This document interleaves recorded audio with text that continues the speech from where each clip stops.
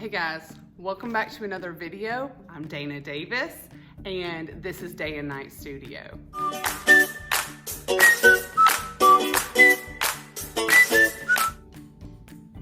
In this video, I'm gonna show you guys and explain how I did this huge 18 by 24 inch watercolor painting of an iris.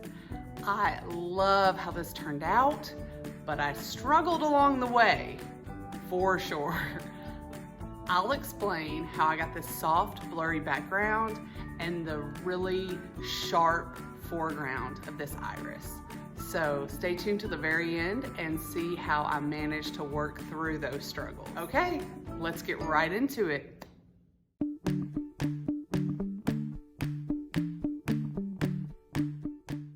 I'm gonna use a squirt bottle, wet my paints, get them all ready. I have used rapid resize to enlarge.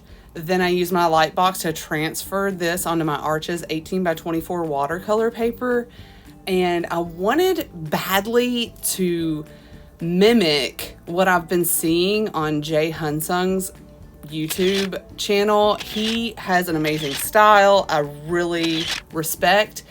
And he does this like quick wet on wet in the background of a lot of his portraits that's just stunning. And I wanted badly to try that out. And this is my attempt at trying this out. And I'm going to tell you some of the struggles that I had getting to this point and how many times I had to basically redo it to get it to feel right for me.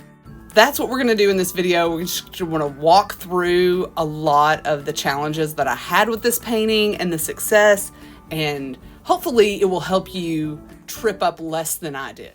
It does not take me a long time to realize that what I'm attempting in the background of my painting is very different than Jay Hunsung's.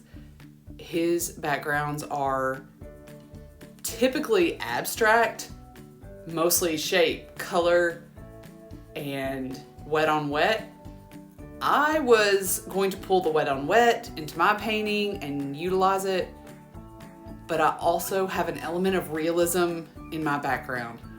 My background shows identifiable objects. I see a little bit of floral elements in the background, whereas his, you don't. So I ran into that right away and I have to figure it out. And every time an area is drying, I'm adding paint to it and it starts streaking and leaves these lines, or I get some water blooming happening and I start getting frustrated and I almost instantly regret the size of this painting.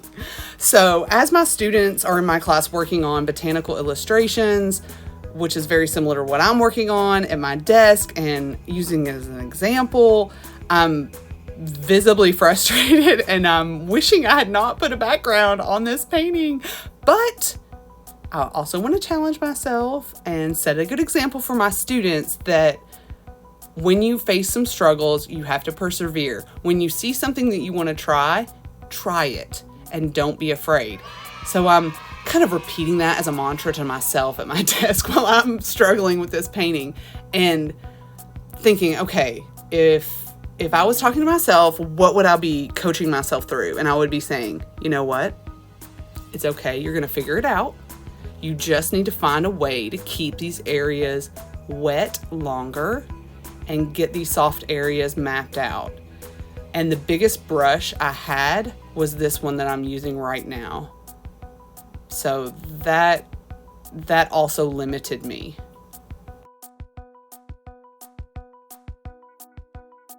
Because I'm still learning how to best work, I do end up going over the same area several times in layers. And I know that watercolor is meant to be layered and you can kind of glaze over. I'm talking about going over areas because I need to redo them. I find that this is kind of a natural progression when you're learning watercolor and also learning what size brush to do different areas. That was a big learning curve for me, that the bigger the space you need to do wet on wet, you really need a pretty big brush, or you need to just work in one area at a time. Because as this little spot was drying, I'm noticing a hard edge, and my background is supposed to be free of any hard edges, no streaks. And as this is drying, I'm seeing it streak badly. So as you watch this video, you'll see that I will finally come up with an answer to that. And now I'm getting so frustrated with the background that I just kind of go to the foreground. I'm ready to do something that I'm set up for success. I need a win, so I have brushes that are the right size for the foreground, working in small areas. So I'm going to start with a stem that feels like something that I can succeed with as a learner in watercolor.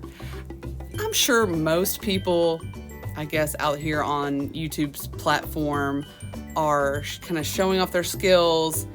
And I want to be very transparent about my struggles because I am first and foremost a teacher. That is my experience. I don't have as much experience doing paintings that last hours and hours because I spend a lot of my time doing really small demonstrations for beginners. This is a stretch for me, doing a painting this size and the endurance that it takes to finish and finish strong. It's like a marathon, it's not a sprint, and I'm kind of used to artistic sprints in my world. And next time my students come up against a struggle like I'm having, I will know how to solve that problem.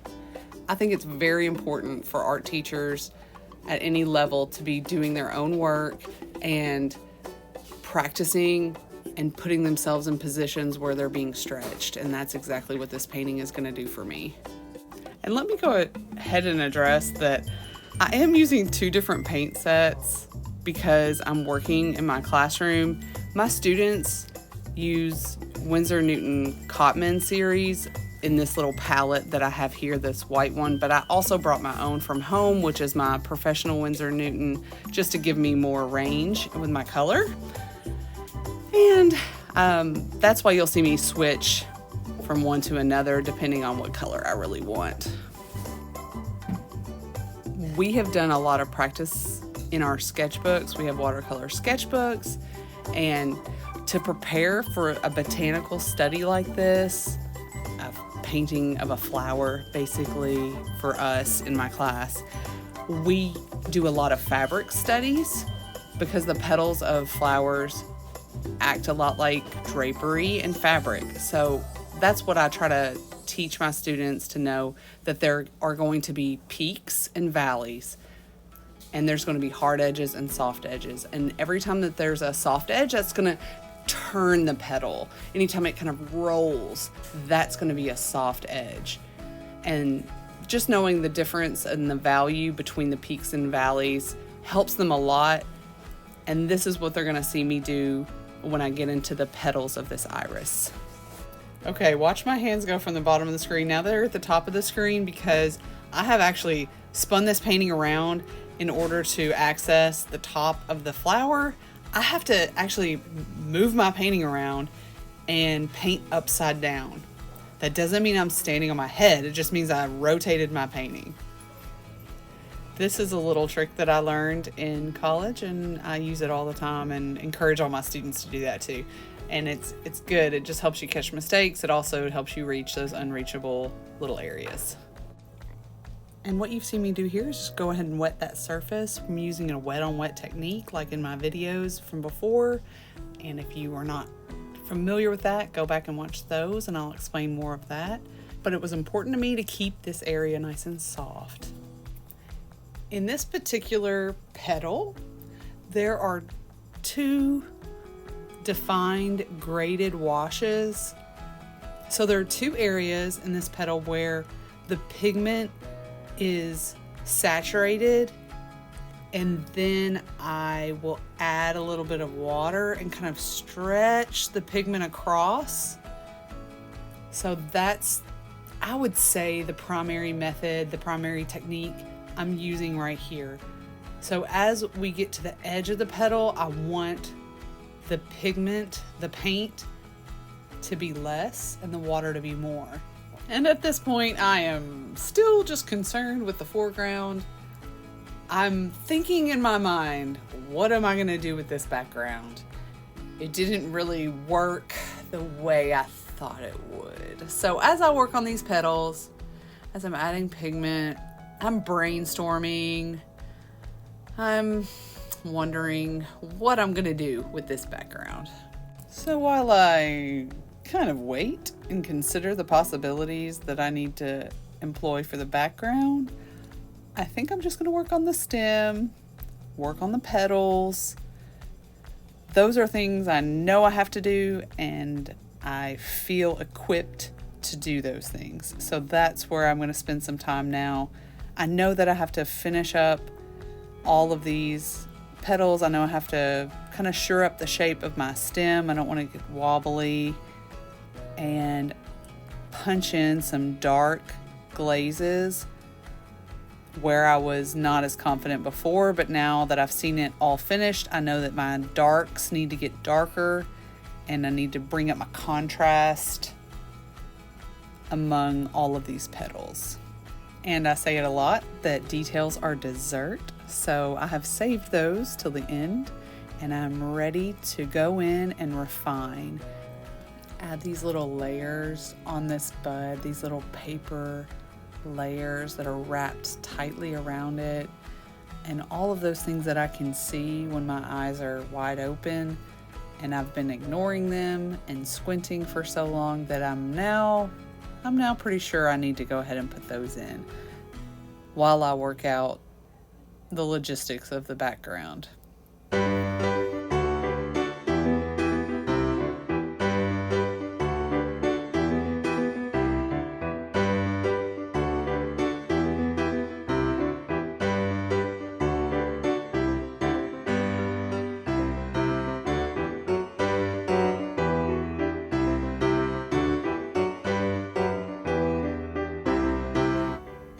I'm still trying to figure out a way to keep this background even. It keeps streaking.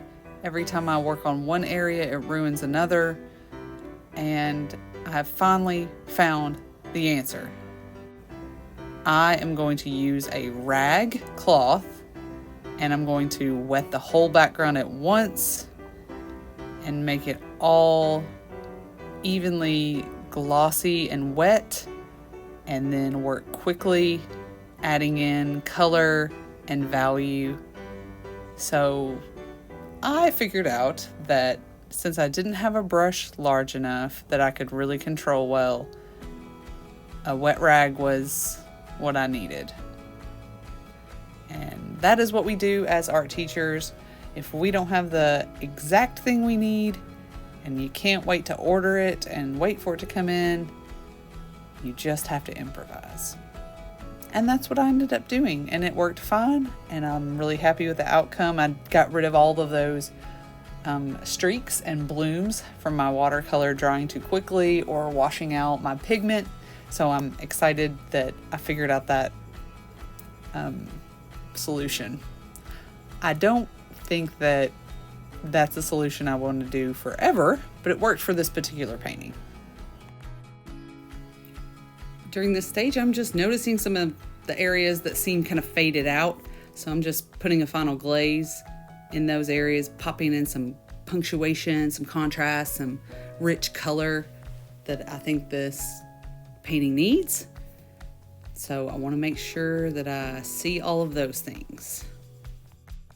And now I can layer in and get it a little more rich. So before and after.